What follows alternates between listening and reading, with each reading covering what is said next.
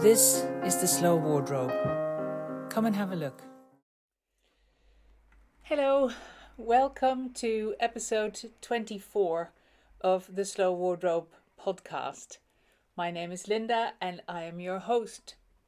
Today I have another interview lined up for you, this time with a Dutch wool shop, yarn shop owner called Saskia de Feijter.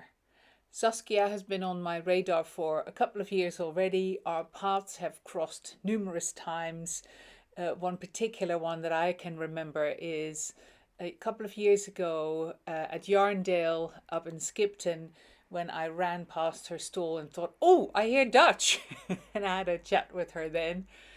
But lately she has really jumped out with some of her initiatives following the coronavirus and the impact that it's had on all of us, and the way she talked about the impact it had on her and her business, wrote about it as well, some really interesting articles. I can heartily recommend the blog that she has on her website. I'll put the details down below.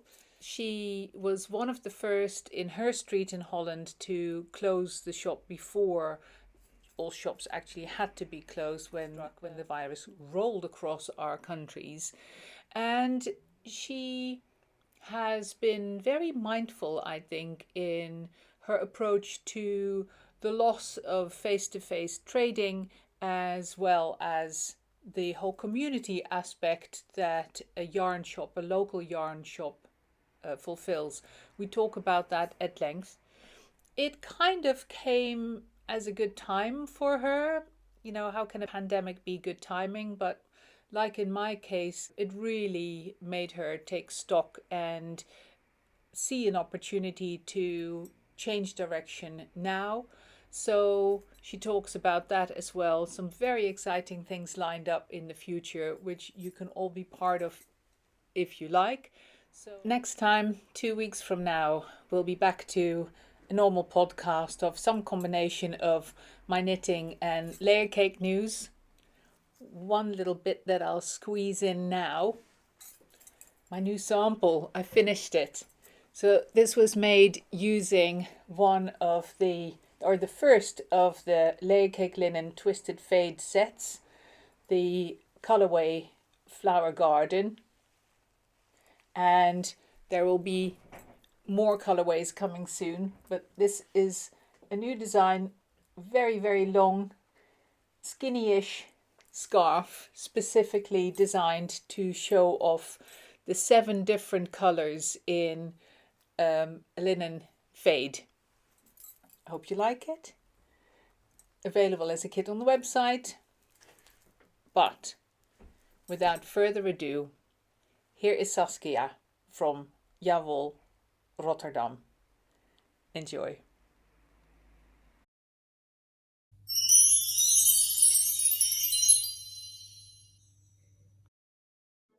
It's really nice to be interviewing you today. And Thank you. I've been reading so much about the future of where you want to take your business. But I thought before we talk about that, maybe you can give us all a little bit of a background as to who you were and what you were doing before you started your journey with Wol. I would love to. And right on cue, can you hear this? Yes. This is A big, Dutch, big street organ. Yeah, a street organ. It is. It will pass. But I am from Holland. Yay! I paid them to do this. I was going to say.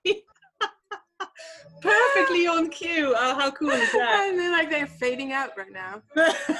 And after this, a Belgian ensemble will come because I'm part Belgian. They probably won't. I hope they don't stop here though. It's just background music. Yes. All right, so I am part Belgian, part Dutch, but I won't go back that far because it's going to be a long story if I do that. But I did grow up in the south of Holland in an area called Zeeuws-Vlaanderen, which is connected to Belgium and not to Holland. So whenever I wanted, or we wanted to go to Holland, we had to go through Belgium or take a ferry. And so it was always secluded from the rest of Holland and a special kind of place. We never had things that teenagers want, that other teenagers had, like MTV. We didn't have MTV. There was no McDonald's. There were no trains to take us anywhere. We were just very secluded. And I was not having a great time. I really liked high school. I had a bunch of friends. I did like that, but I wasn't so happy at home. And so I kind of fled. I wanted to go to art school and wanted to be a fashion designer. And so I remember drawing a map of Holland with all the fashion schools, with all the art schools, and like making this schedule of what art school had fashion and also photography, because I also love photography, and which one was the furthest away. And so I applied to those, and I got in Maastricht. And Maastricht is also in the south of Holland, so it doesn't seem so far. But to get there, you have to go through Belgium. It's a long journey. So I studied. I went to art school with the intention of becoming a fashion designer, but I didn't really like the courses they had for it was I didn't like the teachers. I was 17, mind you. I was very, very young, way too young. I mean, if you send your kids to art school at 17, be prepared. It's way too young. Everybody's different, so maybe not. And so I decided this is not for me. I think I don't want to go in this direction, but I also loved photography. I had won a national competition with it, with a photo that I made, and I went in that direction. But again, I was me, and I was 17. I was critical. I didn't like the way things were arranged, and we were in school a lot of the time when there wasn't any lesson going on, and I started to speak up, and they didn't like it. And I thought I had my whole class behind me because that's what they said, except until the moment that we were asked if we had something to say about anything at all. And I stood up and I said, I think I speak on behalf of the whole class when I say, and then I did my thing, and it wasn't fun. And so probably in the years, I might have made this story a little bit more dramatic than it was, but I remember distinctly that I did the second year again because I didn't have to, but because I thought I wasn't good enough with the techniques, because I've always been the creative on that side, so more of an alpha. And in photography, obviously, there's a lot of beta skills that you have to have. And I decided to do the year 2 again, not because they wanted it, because I thought it was necessary. So that was the level of motivation that I had, even at that young age. And then the next year, not being the most popular with my teachers and just going on in that same direction and talking about things that could be different. At the end of the year, they said, we don't think you're good enough and we cannot kick you out, but you won't like it anymore if you stay. That is literally what they said. Wow. So that was really harsh. Quite shocking, actually. Quite shocking, yes. And I really remember that is actually what happened. So I didn't dramatize this, but I thought, it's fine, I'm gonna go, and you will miss me. And I thought, what do I actually really want to do? I don't know. And I decided I really wanted to become a photographer, and I wanted to do fashion photography and make that crossover. And so I applied to another art school, And that was fine. They said, you can come, your work looks excellent. And the only thing is that you cannot start in the third year. You have to start all over again. Jesus. And so, yes, I really tried. And the first assignment that I had where I could help, I was an assistant to a Marie Claire shoot for the magazine Marie Claire, and I hated it. I hated it. I hated all the egos. I hated everyone that was focused on themselves. There was no sense of community, of group, of togetherness. Everybody was focused on their own thing. And I was still very young, just a few years older.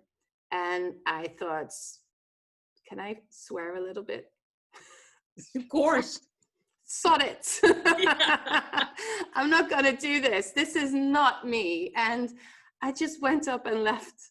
And so in the end, I did 4 years of art school, but two first years and 2 times second year at the same school. Yes. So it was completely messed up. So I learned so much, though. I have absolutely no regrets. I don't ever have regrets for all the things that I do. I spend time thinking about it. I make my decision, and then I don't look back. So I mean, no regrets. I learned so much. And now I'm going to pick up the speed a little bit because I'm 44 and I'm only 18 now, or 19. So I didn't know what to do. I started to sell jeans in a store to just be doing something, and I didn't like that. Within no time, I was managing the shop, and I was good at it, but I didn't like it at all. Also, all about superficial things, the way you look, the amount of money that jean costs to make it cool enough. We were selling brands like Diesel and Replay, and it wasn't my thing. But I made a lot of money for my age. That was a steady income, but it would never grow. It wouldn't lead to anything more than what it was. And so I went back to school, and I did something that we call cultural and social studies, CMV. And it is basically, they have 3 directions, and I chose the cultural direction. So in the end, I was a communication and marketing manager in the cultural realm, in the cultural scene. Yeah. And so I worked for pop venues, like music venues. Yeah. And I did their communication and marketing. So all the major pop venues in Rotterdam, where I am right now, I worked and I did the thing. I also did some backstage managing, and on the side, I was actually a DJ. So I was resident DJ to 2 of those clubs with other women.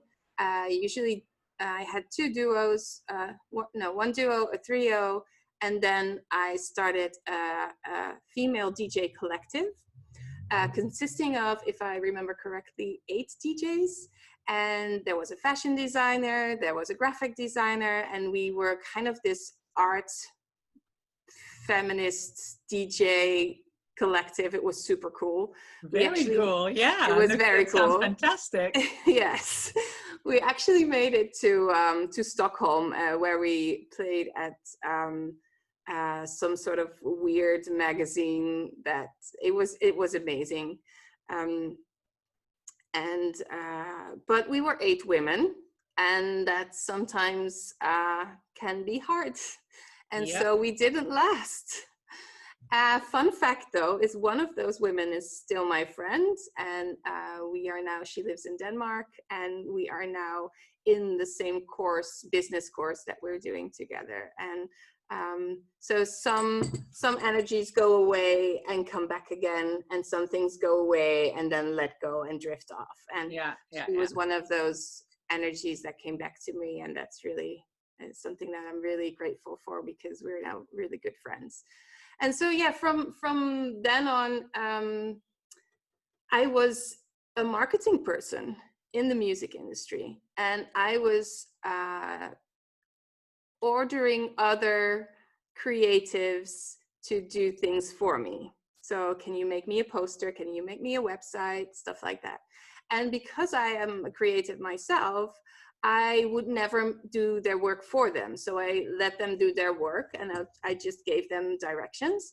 And but I started to miss making things so much. It was feeling, I was starting to feel empty. And then now we're getting to the knitting. It's like we're talking for half an hour. No rush, no rush. So then my friend, another friend, started knitting again. And this was, I think it's now 20 years ago. And I was, oh my gosh, knitting. I love knitting. I forgot about the whole thing. And as a child, I would knit, crochet, embroider, do all of the textile crafts with my grandmother and in school. And when I was 10, I already asked my friends in school, if you don't understand your homework, bring it over and we'll do it together. So I was already teaching at 10.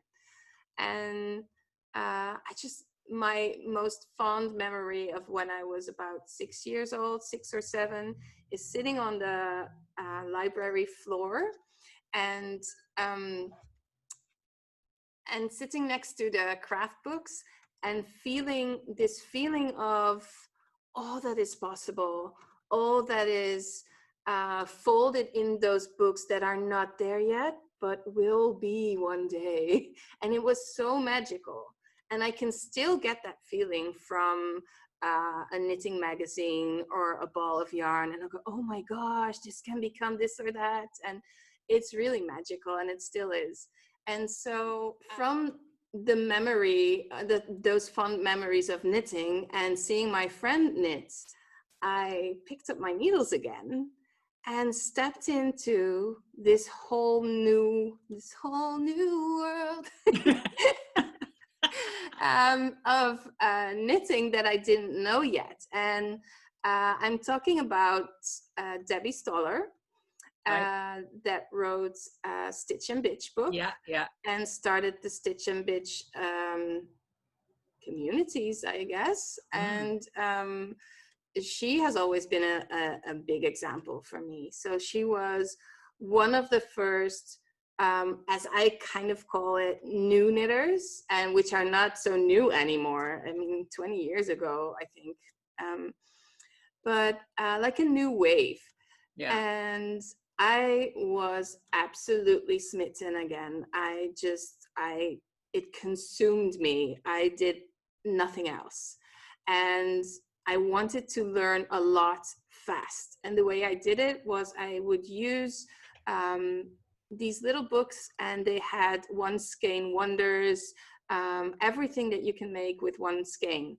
And then I would choose something, a new project with at least 2 new things to learn. And never mind that I didn't know how to do it. Never mind that I didn't have anyone to teach me.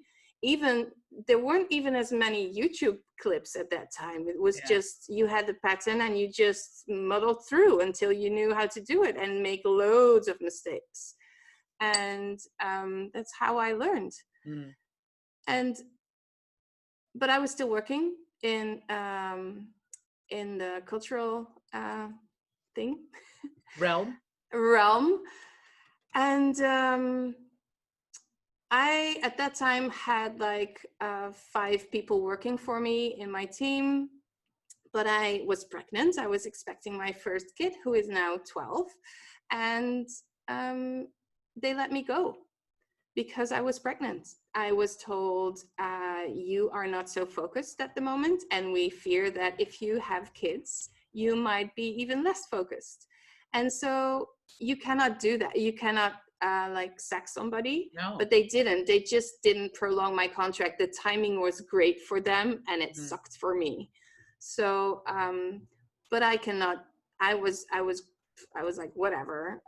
I'm gonna focus on my baby first, and then I'll see what happens. And I was lucky because my partner had a job, and we could live fine from his job only. So I focused on my baby. But even within the 3 months that you get in the Netherlands for maternity leave, I had started my own business. So I wanted to start designing. I wanted to start teaching in knitting. I had my first pattern out on Knitty, and my aim was to become a knitting designer and do some teaching on the side. And that's what I did. I just found a brand that had the lowest level of the amount of money that you have to spend before you can start. And I just started, and I started teaching in different spots, different places, and I started designing. And in order to teach, I had to put my car full of yarn and books. And at a certain point, I had three places where I taught in a week. So I just left it in my car. So my car was in essentially like a driving yarn shop. Until somebody said, "Are you not sick of driving that around? And do you not want your own place?" And I said, "Yes, I would. I'm a little bit scared, but that would be nice." And then I started to teach and design in it's kind of a studio. It was a fire station, and they turned it into studios for artists where they can make and sell. And Nice. it was really nice. It wasn't so approachable though, so people couldn't find it. Oh. And after a certain amount of time of working there but not being able to grow as much, I just decided I needed a bigger place, and I asked for a place in the street, what the costs were. And I actually talked to a lot of other designers that were there if they wanted to come to the street as well. And I did a whole like smart thing where I talked to the verhuurder, the landlord. I talked to that's great that you're Dutch, you can help me. So I talked to the landlord and I said, what if I could get like 4 other people to come to the street and pay you more rent? And can I get a lower rent? And he was like, oh, okay, then we can work something out. And that's how I started Wol, because before that I was Sas Knits It Again, named after my semi-successful blog that I had at the time. And so that was the first shop. And then after a while, I think 2 years already, the shop that I am in now was free. And we drove by and I said, I would love to have that area, that place as a shop and studio. And my partner said, just go ahead and ask. I'm like, no, I can't. I can never. He's like, go ahead, just call. I called, I got the place. I said, I'm such a good rent payer. I haven't missed any months, so you know that I will be good for it. And then I started here, and I still am here. And now the function of the shop is a little bit different. I call it my studio now, but it's a great space, and it's kind of expensive for a studio, so I'm not sure if I will be able to stay here. But I think that is the whole story, but I can talk for 7 more hours if you would like. But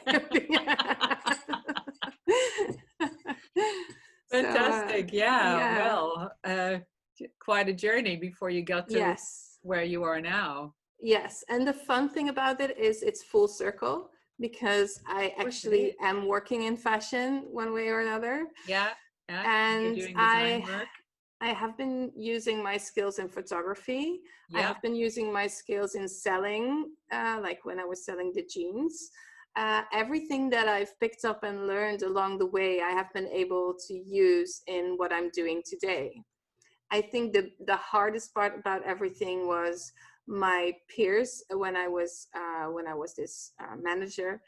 They didn't understand why I would leave my managing job that paid really well, and I was on my way to the top, whatever that means, and why I would want to become a knitting teacher.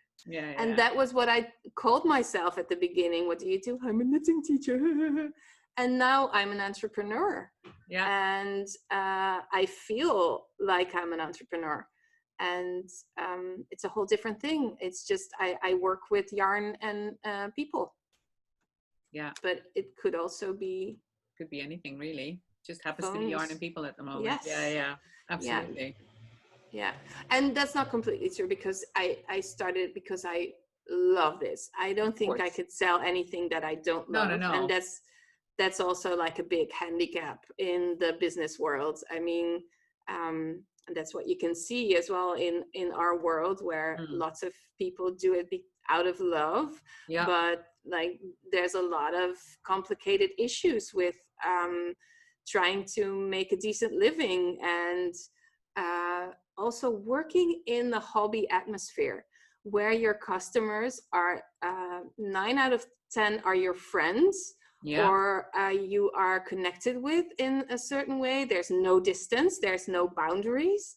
And so it's really hard for people to understand that you have to make certain decisions because this is your actual job. Yeah. And if it's not your job, if it wasn't my job, I would be sitting at home knitting and watching movies, or sitting on the beach knitting, or it's a completely different thing. But people are for them, it's their hobby. You are friendly with them. And so it's super complicated. I've struggled they with project lots of things. those same sentiments on you. Yes. And partially because of that, I think a lot of jobs and careers in the creative realm, but especially ours, are not treated very respectfully. So I'll give you one example.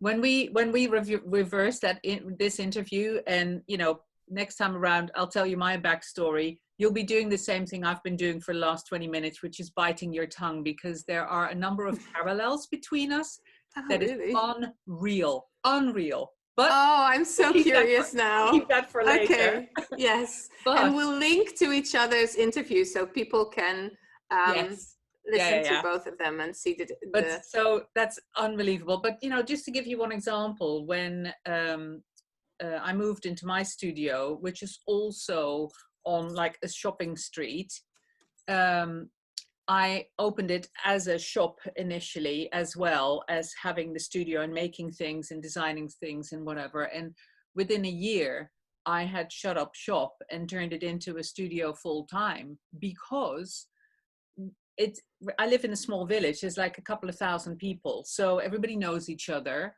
And the lady who makes the layer cake garments for me, she has a room in my studio and makes them here, and everybody knows her as well. So we were those two girls in that shop who are just knitting and sewing all day, kind of thing. And we would get villagers into the shop who had no intention of buying anything, but just wanted to chat. And, did we have time for a coffee? And, I once had a proper business meeting with people sat around a table and laptops and everything. And somebody was knocking on the window saying, open the door, because the door was locked, open the door. So I opened the door. She's, Linda, Business Connections next door, the photocopy shop, is closed for lunch. Would you mind if I do my photocopies with you? Because then I don't have to drive back into the village later on this afternoon. It's like, what? Yes. Buzz off. No, you can't. If I were an accountancy office or a lawyer, would you dream of even doing that? Absolutely. Absolutely. This is so familiar to me. Yeah, but it's, just those two girls in that shop. They're just sitting and knitting and chatting and sewing all day. Fun. So just you can knitting go all day. Yeah. Unbelievable. Yes. So I know exactly what you mean.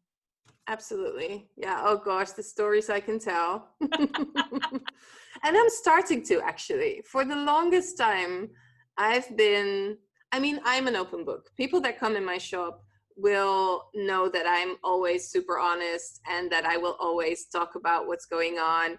And if I try to be polite, you can see like the letters are on my face. Like my face is so, you can just read it. It's easy. Don't ever So play poker. Don't yeah, ever. no, I would. Oh, it would be a disaster. The thing is that in order to stay sane, I have to stay myself, be me, and embrace that. I will be respectful. I have never showed anybody the door. I am very, very, very patient.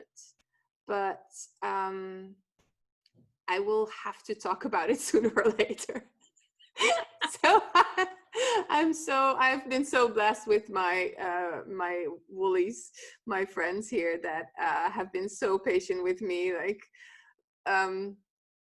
going over and over about some things that had happened, and that I was just amazed, like how do people even. I think the best way to explain it is that I cannot deal with the what is the word again? This sense of people think they are entitled, the sense of Oh entitlement of my gosh, people. yes. How? I Why? I rant Yeah. about entitled people. I rant about them. Oh, me too. And I've started to become a little bit more open about it on social media as well. But it's kind of tricky because social media is just a moment, and you really have to get to know a person to know the whole thing. And the I don't have the sense of humor with a camera that I would have in person. So it's very complicated. But gosh, the stories, the stories.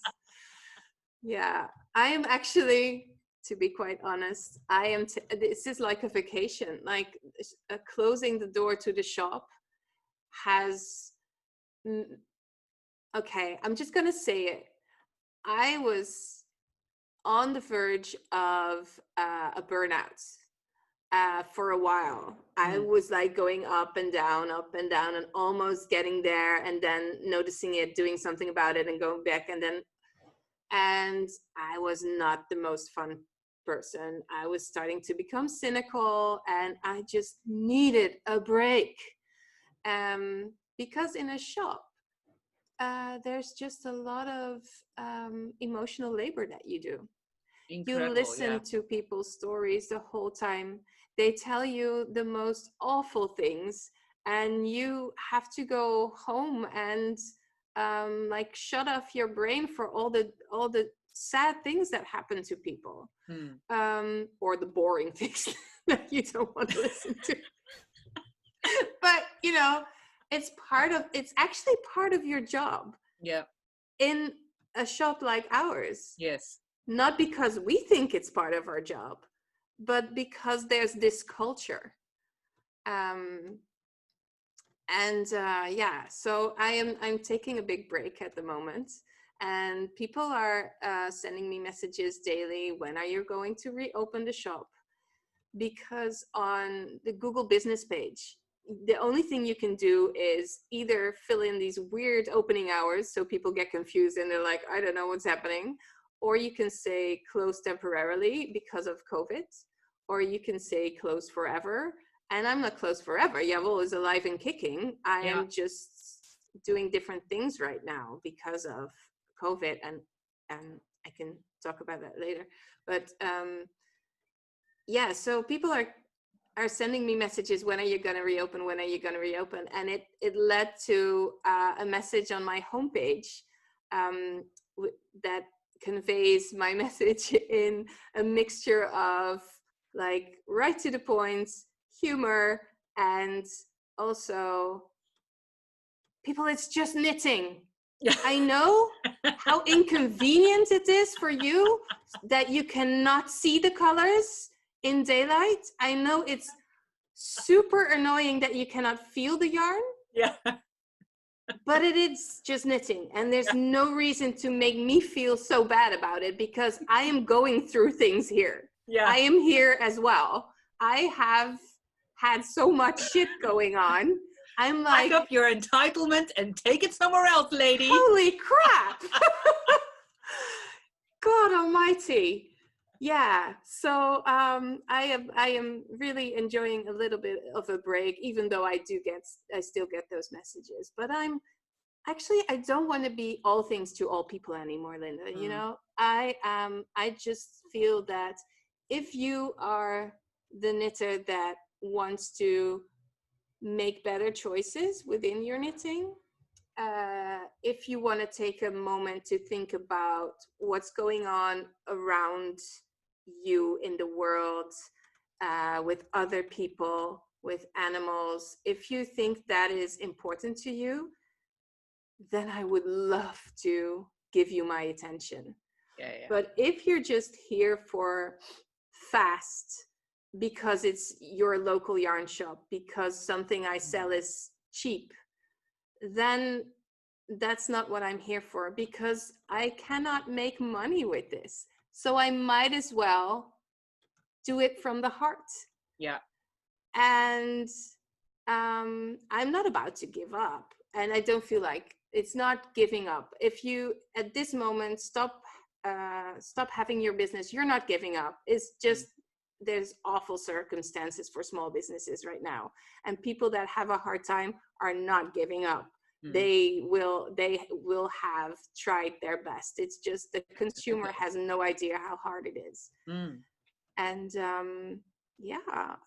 we're marching on with everything that we have. Let's start steering in that direction. So Yes. here you are running Wol, thinking I'm heading for some rocks here, kind of up and down in moods, and drifting towards and steering yourself away from a burnout. Yes. And of course, COVID descends on the world. And then what? Well, then I took about 2 weeks of doing nothing, or 3, and just getting over the shock. Yeah. With everybody else. Well, no, that's not actually that's not really true. The first thing when this happened, okay, so I had a heart surgery, and last year, and I need another one, but instead of doing another surgery, which was not a great, it was not great. I am now on medication, which I don't want, but I feel at this point I don't have a choice, because I think I really have to make my life smaller first to see what that does to my body before I let anyone cut into it again. Right. But I need medication to keep my heart at a steady pace. Okay. So this is all led up to the fact that I was working to, the heart condition is congenital, so I was born with it. Right. But the fact that I was working so hard, and the heart issue led to almost going into a burnout. So that's the setting of this whole thing. Okay.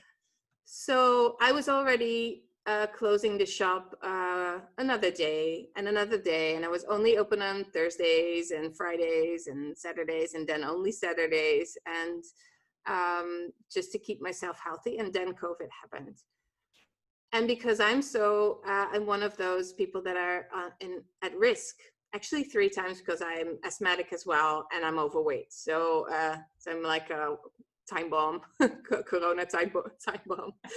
And I didn't feel like having people in my shop. And I felt unsafe.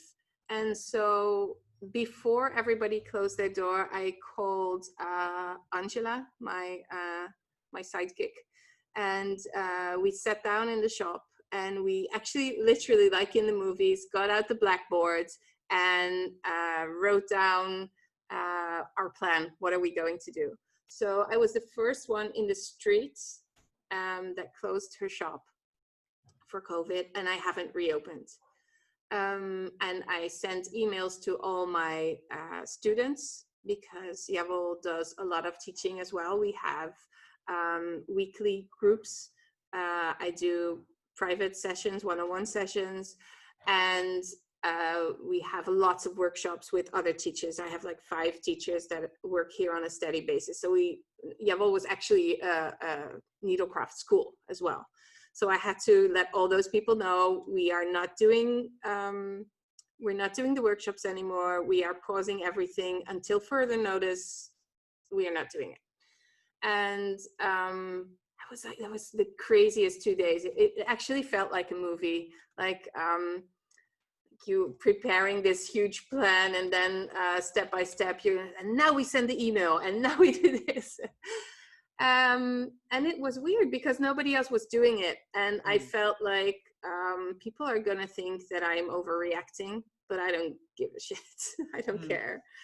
And then 2 days later, everybody followed, and everybody did the same thing. So I had about, let's say, 7 or 8 workshops that were going to happen in the next couple of months. I was working with Wittike Opmeer, and she's an amazing artist. She does really nice things, and we had such fun things planned. She was going to actually teach what she was doing to people. Yeah, she's fabulous. Just, I have her needles. So He's got one of my smocks and whatever. So really? Yeah, we know each other. Oh, cool. She's the greatest.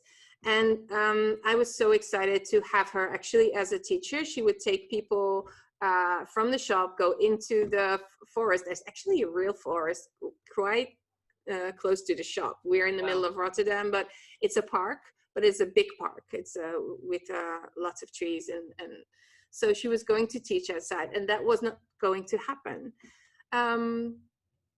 So at first I just said, we were going to do this another time. I don't know when. I'll keep you posted. I've got your information, and we'll see what happens.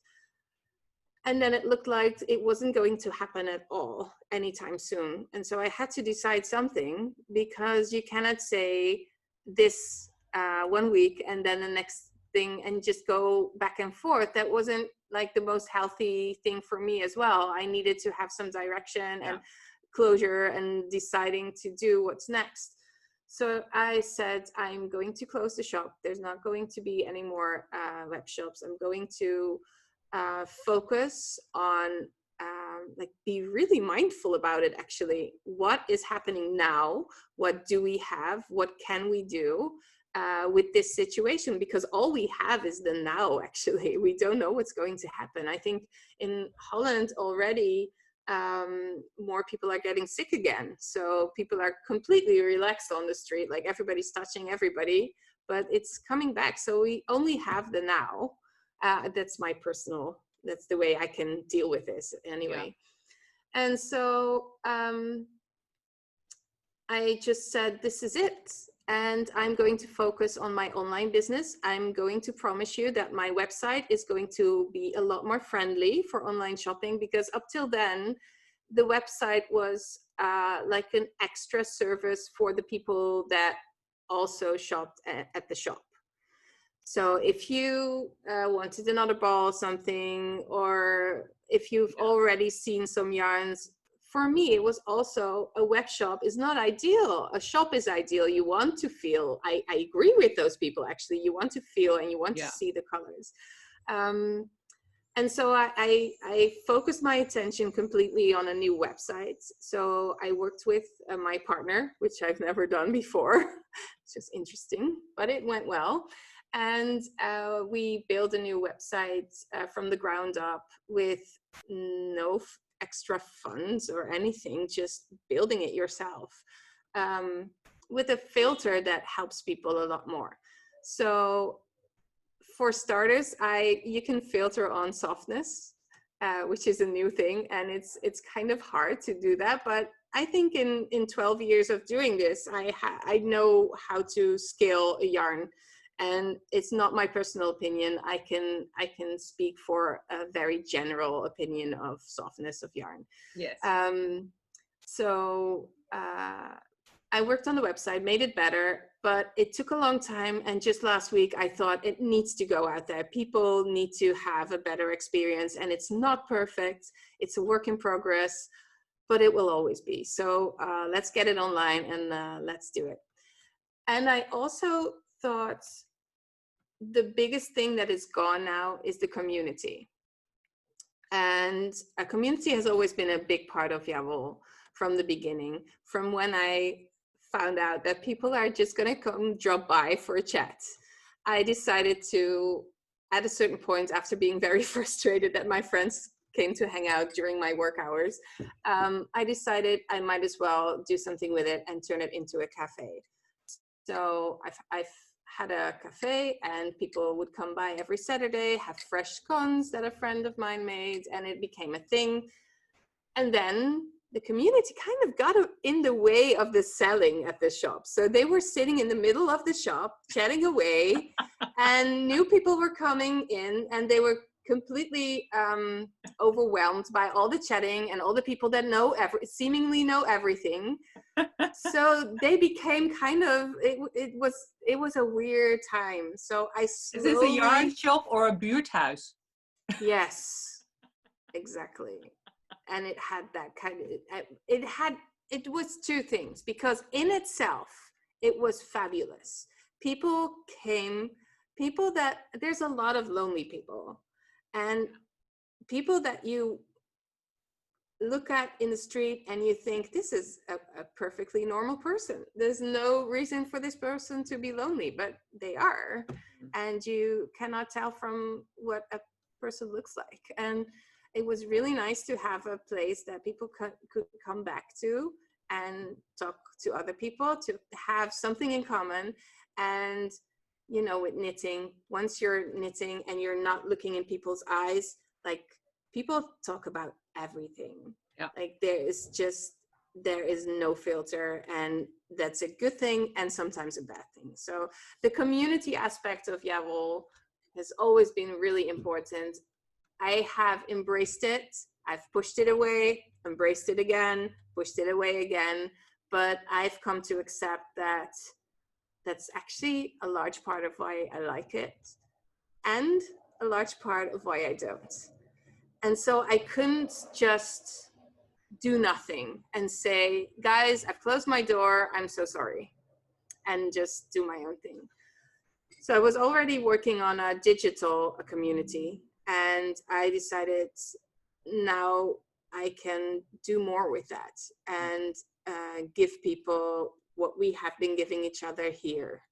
And so that's why I started working on the Conscious Knitting Club, which I'm launching August 1st for a small group of people that are willing to take a risk in doing something that's completely new again, because I seem to do that. I seem to start new things that people don't understand. But yeah, I think they'll catch up. They'll catch up. They will. They will. And we are going to have an online community that will talk about everything you need to know around knitting that is not the actual technique itself. That's my fastest way of explaining it. And we'll do that with live meetings, with challenges, but it won't be too much work. It will be something that you can do during the week, and you will gain so much information, knowledge, and fun, because you will see what other people do and you will learn from them. And the online community that we now already have, that is free, that doesn't have like a direction, that's just like a Facebook group, but without all the annoying things. And that group already is talking about camping out together. So I do understand that people say online, I don't want to go online because I'm online all day for my job, or I want to just see and see people, I want to hug people. Yes, we all do, but we can't. Not everybody can.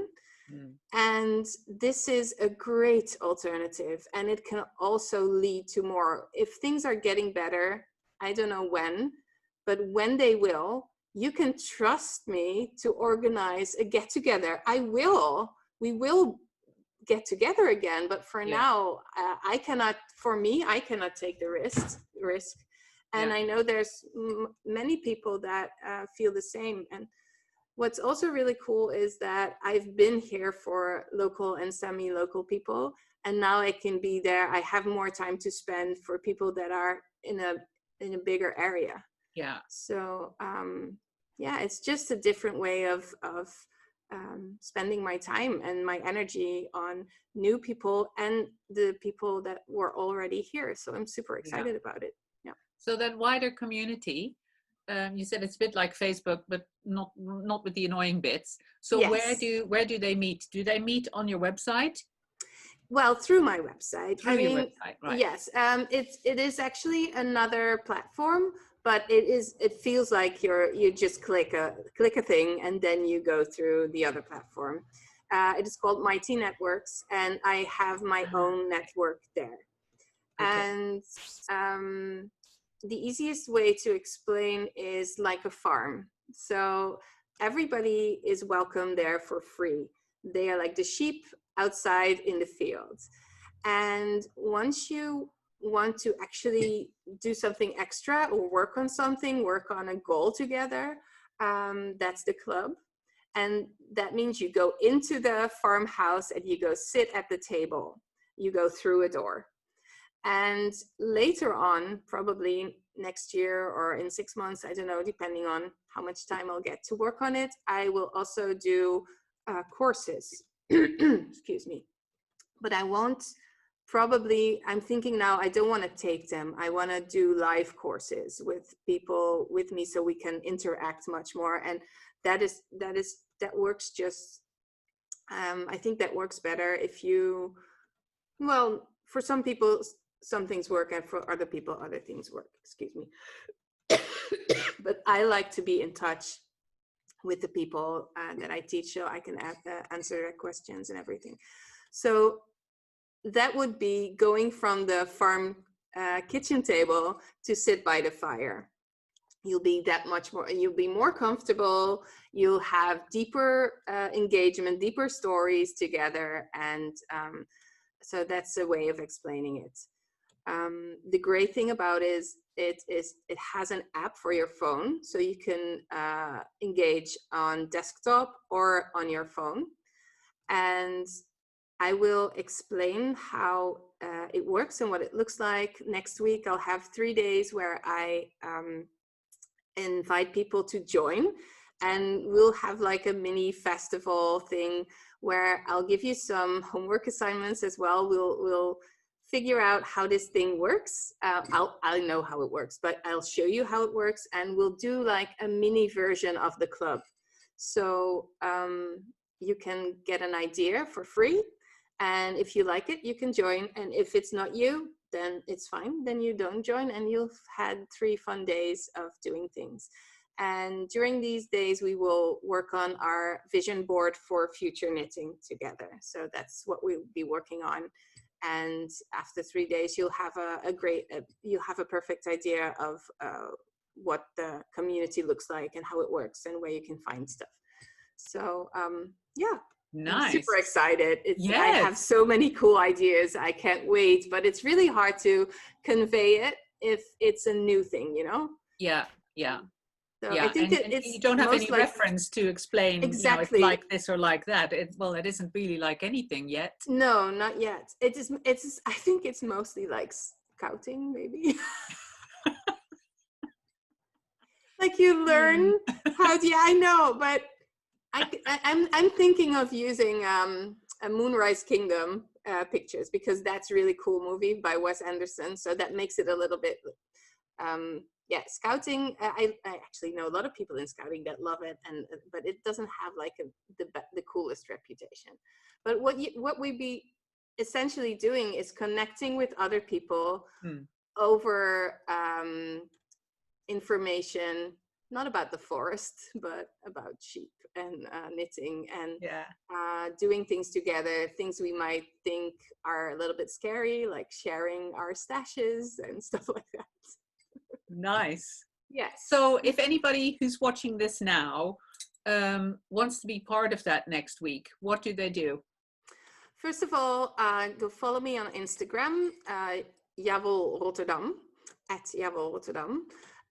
But you will also be able to find the information on the website. I will put it on the homepage. It's not there yet, the actual information for those 3 days, but you can find the information about the online community.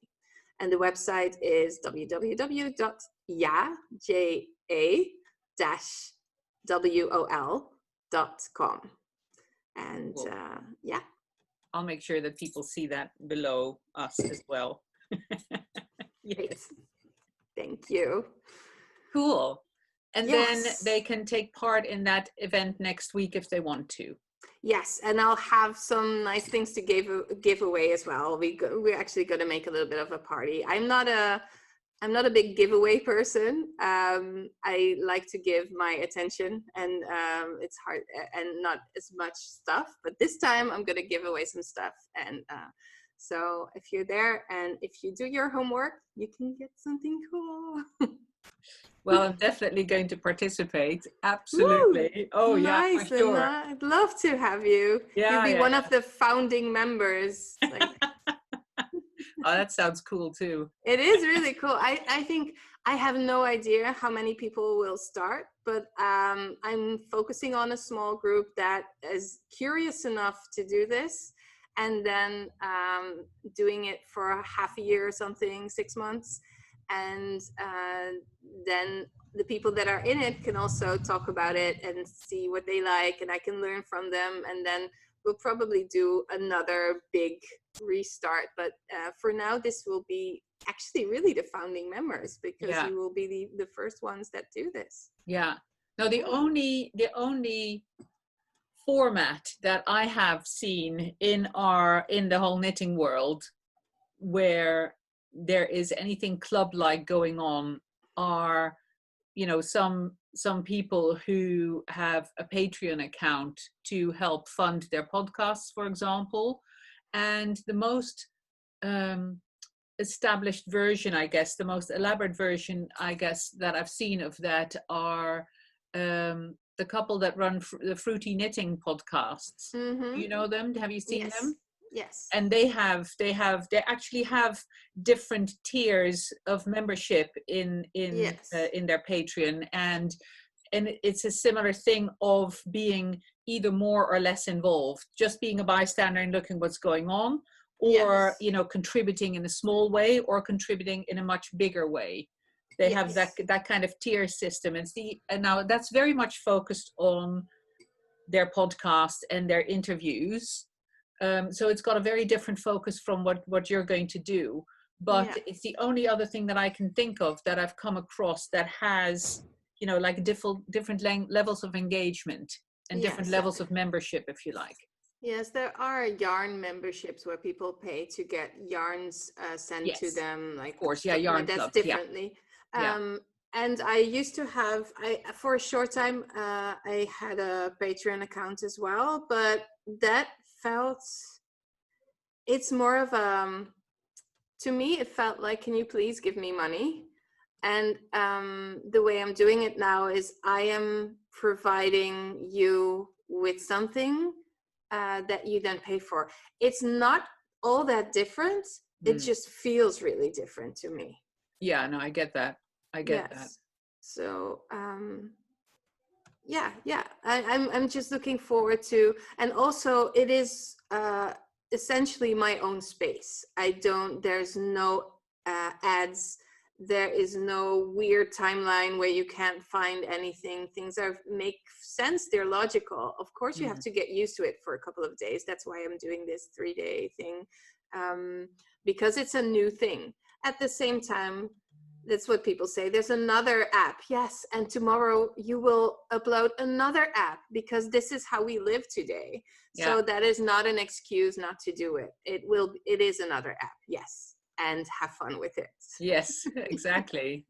And it's Yes. good that it's another app, because that means that it's also contained. It is. And you can just put it in your little window with all your social media or whatever. I don't think it's really social media. It's much more than that.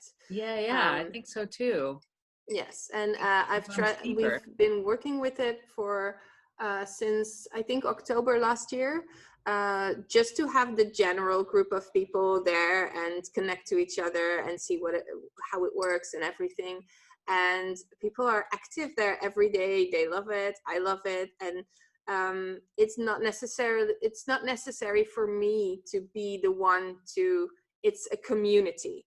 Like, people can offer things as well, Yeah, and it doesn't always have to be me, which is good. I love yeah. that. I am not I know stuff, but I don't know everything, and together we know a lot more. Very, very cool. Well, I'm definitely going to be part of it next week. Nice. And Thank you. and it may be whatever, like 6 months from now or whatever, we can revisit it, and you can update us all on the Slow Wardrobe podcast channel. Yes, How I you're would getting love on, how it's to. all going. I would love to. I would love to. Also, I want to say I'm starting my own podcast, Hey, and it is not. It is almost ready to broadcast. I have like the first one out, and it's called A Smaller Life. nice. Yes, and it will be mostly in English, but sometimes if I have a Dutch guest, I'll do it in Dutch so that Dutch people that are not comfortable with English will still have something to listen to every now and then. I didn't know if that was a good format, but I'm just going to try and see if it works. So A Smaller Life, I already have a small one out. You can Google it. Nice. And is it on YouTube? No, it is actually a podcast without my Oh, it's visage. an audio podcast. Audio podcast. I Yes. see. Okay. Yes. And that leaves me with a lot of room not to do my hair every time. Just very convenient. Yes, it's an audio podcast. Cool. Cool. Yes. Okay. Well, I will try and find that and listen to the first one as well. Thank you. And Thank you so much. And we'll revisit this in the future and see how you're going. We'll do that. Absolutely. Thank you so much, Linda. Thank you so much.